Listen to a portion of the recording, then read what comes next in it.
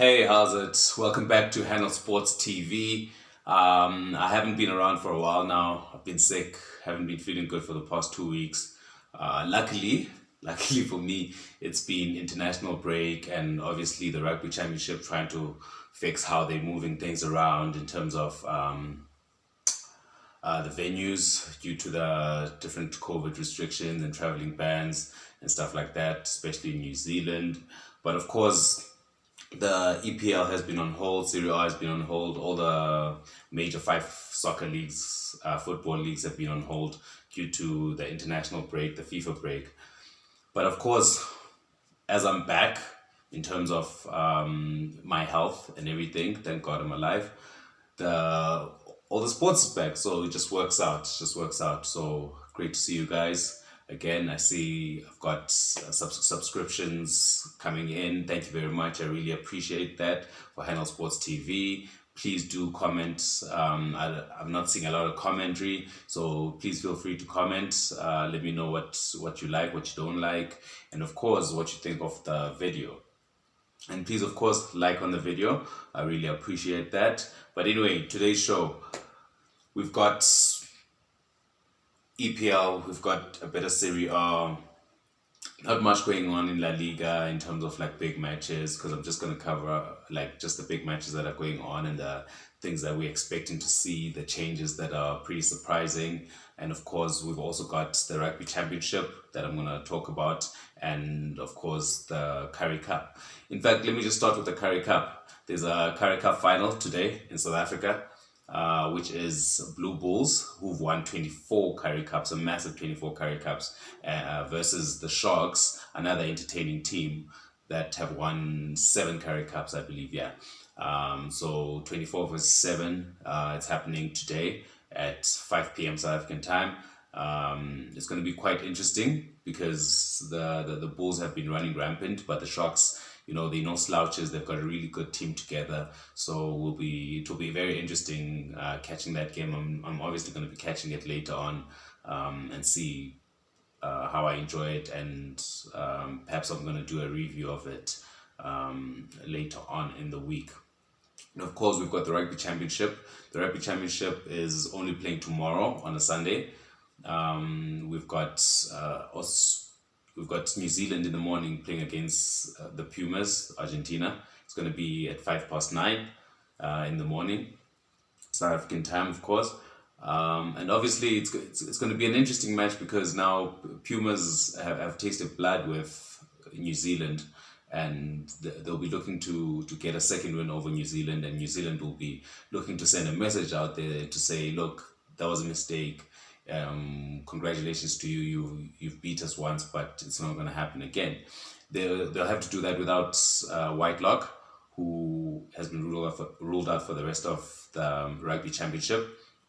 And of course, Adi Sevilla and Cody Taylor, who have failed HIA tests, which is the head injury assessment tests after they both had big knocks in their previous games. So Ratelick comes in as the captain. He's the new captain. Basically, he's going to be leading the All Blacks versus the Pumas. And the Pumas have actually brought back Nicolas Sanchez to wear the number 10 jersey, bring a bit of experience to see if they can actually replicate the win that they had versus New Zealand last time. And they think perhaps that Sanchez can add that experience to actually keep the guys calm and just grind out the win as they did the last time they beat the All Blacks. And of course, later on, we've got South Africa, the Springboks versus the Wallabies, Australia.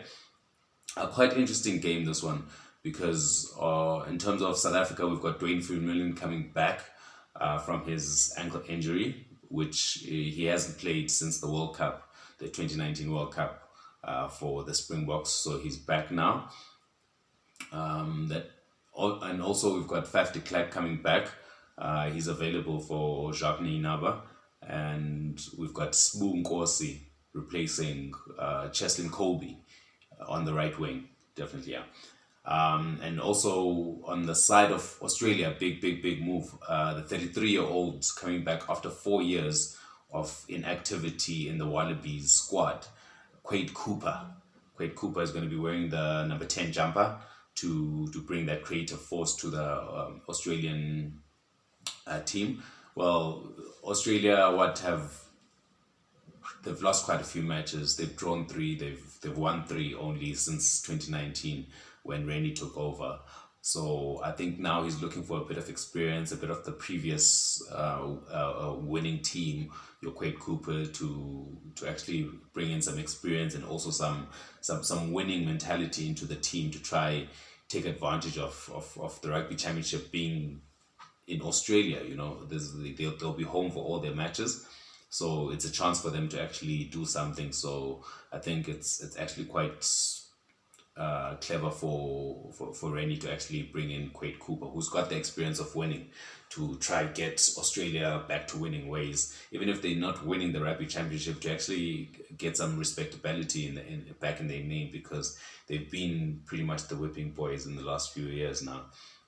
And of course, moving on, that match, South Africa versus Australia, if I didn't mention it, it's going to be like midday South African time tomorrow. So it's a double header with New Zealand, Argentina in the morning, and South Africa and Australia midday.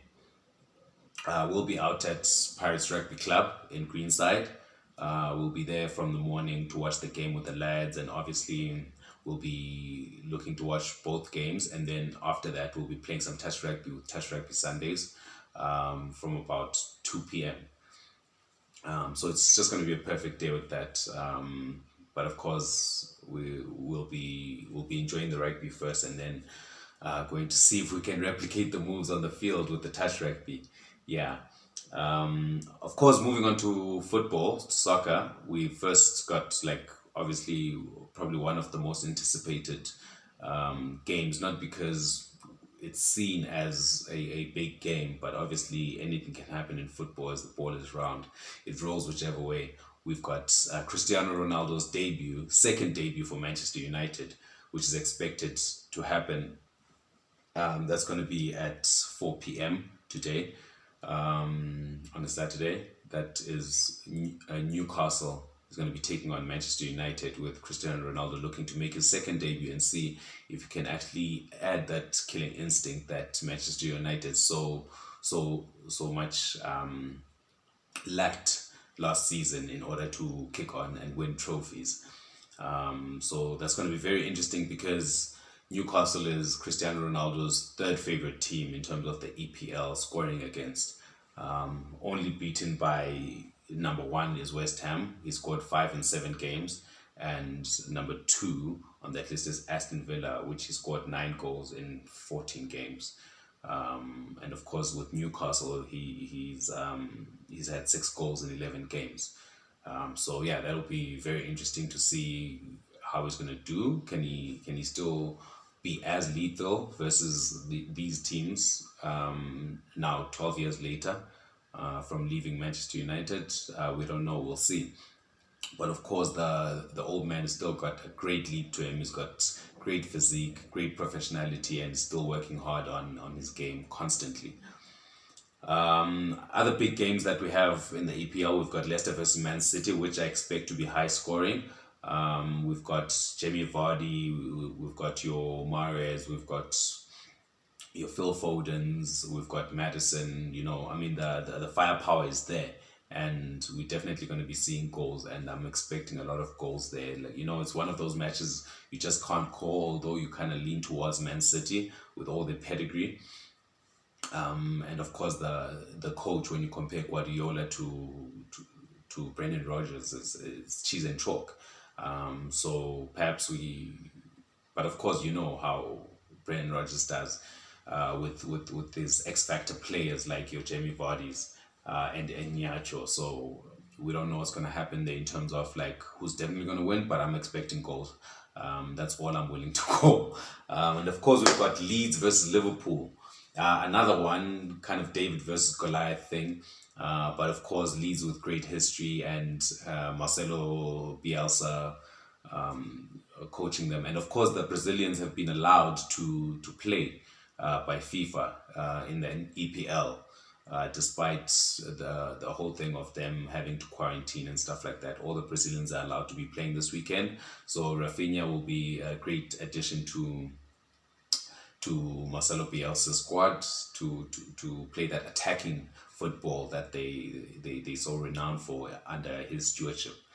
And of course, Liverpool will also be happy about that because now they can have Alisson, Fabinho, and of course Roberto Firmino back into the starting lineup. We'll see if Firmino starts, but definitely Fabinho and Alisson, great additions to their game versus Leeds. Although I feel like they could have been fine with a Callagher and some guys in midfield, and of course with Firmino not being on full throttle for a while now, so I don't think they'll miss him in a game really.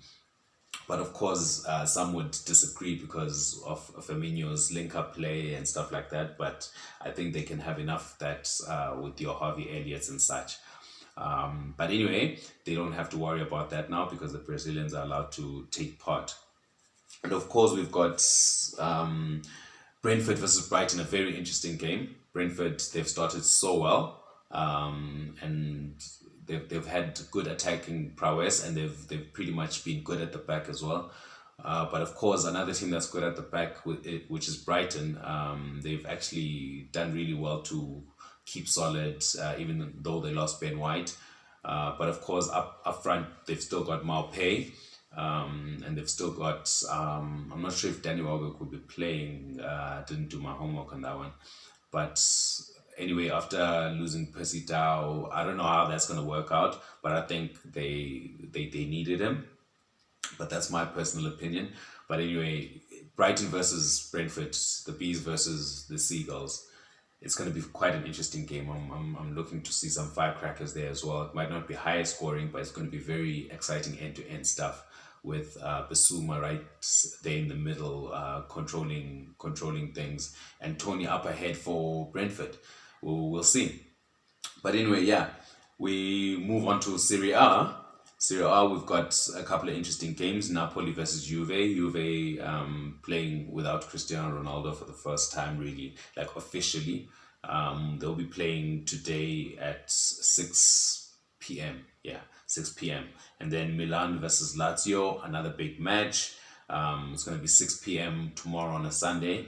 And of course, Roma versus Sassuolo at 8:45 tomorrow on a Sunday. Bundesliga, some interesting matches as well. Leverkusen versus Dortmund. That's going to be playing at 3:30 today. And Red Bull Leipzig and Bayern. That's going to be playing at 6:30 today, later on, as well. The last Bundesliga match that I think is going to be quite interesting, which is Red Bull Leipzig versus Bayern, and see how Nagelsmann does versus his former team.